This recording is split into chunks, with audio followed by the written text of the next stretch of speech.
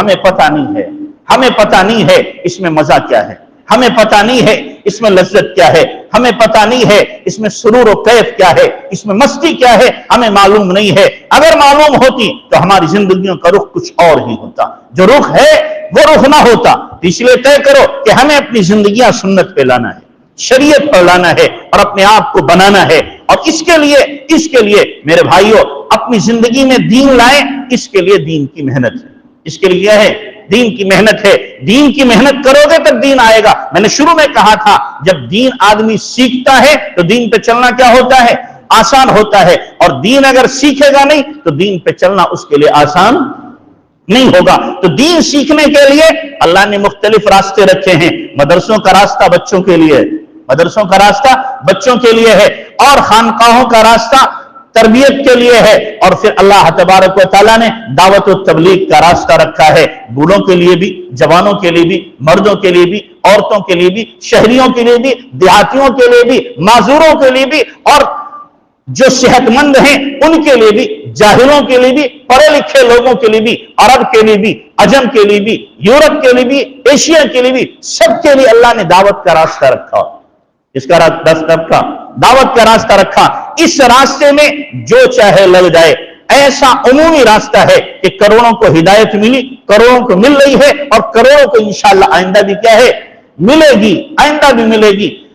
یہ راستہ سادہ اتنا ہے کہ بچا ہوا ہے، سادہ اتنا ہے بچا ہوا ہے، گہرا اتنا ہے کہ اچھے سمجھ نہیں رہے، گہرا اتنا ہے سمجھ نہیں رہے۔ اس لیے فرماتے ہیں اس راستے کی مثال دیمک کی ہے، کہ دیمک کی مثال ہے۔ دیمک جب لگتی ہے کسی بھی درخت میں تو بڑے سے بڑے درخت کو گرا دیتی ہے، لیکن شور کوئی نہیں ہوتا، ہنگامہ کوئی نہیں ہوتا، دھیرے دھیرے جب کھوکھلی ہو جاتی ہے۔ ایسے ہی دعوت ہے کہ دعوت جب چلتی ہے اصولوں کے ساتھ اور محنت کی جاتی ہے، شور کوئی نہیں، ہنگامہ کوئی نہیں، لیکن باطل کا بڑے سے بڑا شہتیر ڈھیر ہو جاتا ہے، گر جایا کرتا ہے۔ تو اس لیے ہمیں اپنے آپ کو اس میں لگانا ہے۔ اور دیکھو ایک بات میری یاد رکھنا، جو آدمی دین کا کام کرے گا، دین کی ابتدا اعلیٰ درجے کی عداوت ہے، دعوت کی ابتدا اعلیٰ درجے کی عداوت ہے، اور دعوت کی انتہا اعلیٰ درجے کی محبت ہے۔ دعوت کی انتہا اعلیٰ درجے کی محبت ہے۔ آپ تاریخ پڑھ لو، اللہ کے نبی صلی اللہ علیہ وسلم سے جب آپ نے دعوت دینا شروع کی، سارے دشمن ہو گئے، دوست کیا ہو گئے؟ دشمن، اپنے پرائے رشتہ دار کیا ہو گئے؟ آنکھیں پھیر گئے سارے کے سارے۔ لیکن انتہا کیا ہے؟ یہ تو ابتدا تھی، انتہا کیا ہے؟ اللہ کے نبی صلی اللہ علیہ وسلم وضو کر رہے ہیں اور صحابہ آپ کے وضو کا پانی لے کر چہرے پہ مل رہے ہیں۔ آپ اپنا لعاب نکالتے ہیں، صحابہ ہاتھوں پہ لے کر ہونٹوں پہ اور آنکھوں پہ لگا لیتے ہیں۔ بلغم نکلتا ہے، زمین پر نہیں گرتا، صحابہ کے ہاتھوں پہ گرتا ہے، پیشانیوں پہ رگڑ لیتے ہیں۔ ہے دنیا میں کوئی ایسا محبوب؟ ہے دنیا میں کوئی ایسا محبوب جس کا تھوک ہاتھ پہ لے کر کے چہرے پہ لگایا جائے، جس کا بلغم لے کر کے پیشانی پہ اور ہونٹوں پہ لگایا جائے؟ کوئی ایسا محبوب ملے گا؟ صرف ایک ہستی ہے جناب رسول اللہ صلی اللہ علیہ وسلم کی، کہ آپ علیہ السلام کے بلغم کو بھی صحابہ نے نیچے نہیں گرنے دیا، نیچے نہیں گرنے دیا ہے۔ تو دعوت کی ابتدا اعلیٰ درجے کی عداوت اور دعوت کی انتہا اعلیٰ درجے کی محبت ہے۔ اور جب آپ دعوت دیں گے، دین کا کام کریں، تو یاد رکھنا سب سے پہلے جو اپنے رشتہ دار اور قریبی ہوں گے وہ مخالفت کریں گے۔ وہ کیا کریں گے؟ مخالفت کریں گے آپ کی۔ لیکن دھیرے دھیرے جب آپ کام کرتے رہیں گے اور دعوت دیتے رہیں گے، ایک دن وہ آئے گا مخالفت کرنے والے بھی آپ پر اپنی جانوں کو نچھاور کرنے والے بن جائیں۔ یہ اللہ تعالیٰ نے دعوت میں تاثیر رکھی ہے۔ تو یہ جو دعوت کا کام چل رہا ہے میرے بھائیوں، ہماری محنتوں سے نہیں، نہ معلوم کتنے آنسو ہیں جو بہ رہے ہیں ان کی وجہ سے چل رہا ہے، کتنے آنسو روزانہ بہتے ہیں، کتنے لوگ آہیں نکالتے ہیں، ان کی وجہ سے چل رہا ہے۔ ہم اگر لگ رہے ہیں تو یہ ہمارا اپنا ذاتی فائدہ ہے، ذاتی فائدہ ہے۔ کوئی نہیں لگتا ہے تو اس کا ذاتی اپنا نقصان ہے، اور ذمہ داری ہماری ہے۔ اللہ کے نبی جناب رسول اللہ صلی اللہ علیہ وسلم کا جو امتی ہے، اس امتی کی ذمہ داری میں داخل ہے وہ دین کی محنت کرے۔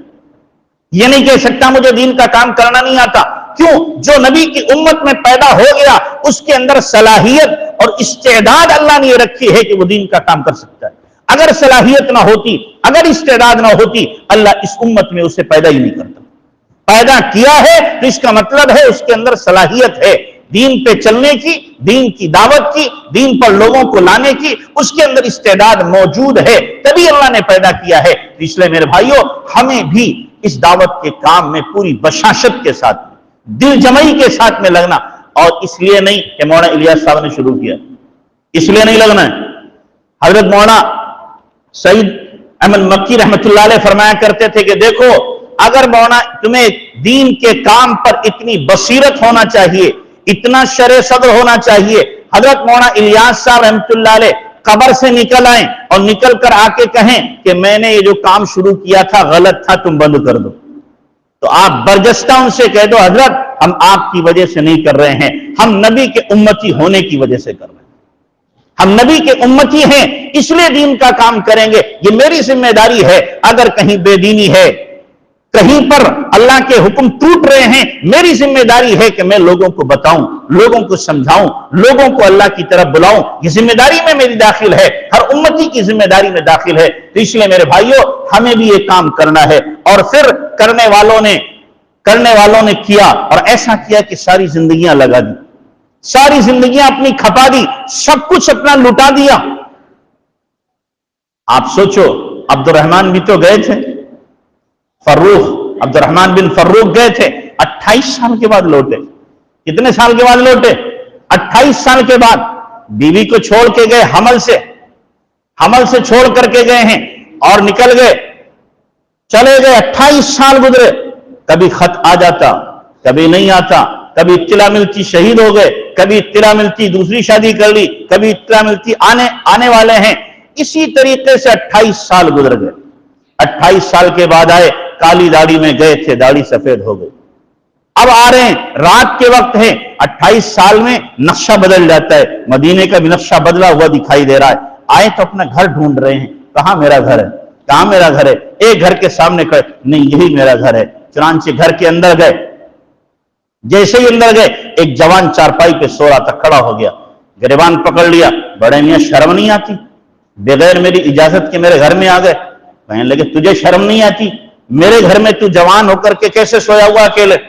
दोनों में क्या है, झड़प हो रही है, तू में तेजम ताजी हुई। महल्ले वाले भी देख रहे, रात का वक्त था। इतने में जो उनकी बीवी सोई हुई थी बाला खाने पे, उसने अपनी नजरों से देखा, अरे ये तो अब्दुर्रहमान बिन फर्रुख हैं, ये आए हैं। उफ़ो, मुद्दत से लग रही थी लबेबाम टिकटिकी, थक कर के गिर गई है नजर इंतजार में। वहीं से आवाज दी, रबिया रबिया, ये तुम्हारे अब्बा हैं, ये तुम्हारे अब्बा हैं।